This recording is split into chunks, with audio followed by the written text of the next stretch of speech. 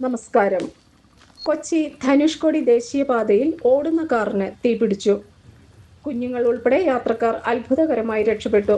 ഇന്ന് രാത്രി 8 മണിയോടെ ഗ്യാപ് റോഡ് ലോഹാർട്ട് എസ്റ്റേറ്റിന് സമീപത്തായിട്ടാണ് വാഹനം കത്തിയമർന്നത്. തമിഴ്നാട് ചെന്നൈ സ്വദേശികൾ സഞ്ചരിച്ചിരുന്ന വാഹനത്തിനാണ് തീപിടിച്ചത്. വാഹനത്തിൽ കൈക്കുഞ്ഞുങ്ങൾ ഉൾപ്പെടെ 3 കുട്ടികളും 5 മുതിർന്നവരും വാഹനത്തിലുണ്ടായിരുന്നു.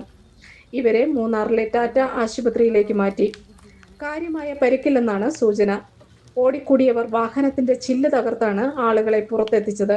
വാഹനത്തിലുണ്ടായിരുന്നവരെ മൂന്നാർ സ്വകാര്യ ആശുപത്രിയിൽ പ്രവേശിപ്പിച്ചു. റോഡിലേക്ക് ഇന്ധനം ഒഴുകി തീ പടർന്നത് ഇതുവഴി എത്തിയ വാഹനയാത്രക്കാരെ ഭീതിയിലാഴ്ത്തി. വാഹനത്തിലുണ്ടായിരുന്നത് വിനോദസഞ്ചാരികൾ ആണോ എന്ന കാര്യത്തിൽ ഇപ്പോഴും സ്ഥിരീകരിക്കാനായിട്ടില്ല എന്നാണ് അറിയുന്നത്. അഗ്നിശമന സേന എത്താൻ വൈകിയതായുള്ള ആരോപണവും ഉയർന്നിട്ടുണ്ട്. തീപിടുത്തം മൂലം ഈ പാത വഴിയുള്ള ഗതാഗതം ഏറെ നേരം മുടങ്ങി. News desk Marayoor vision.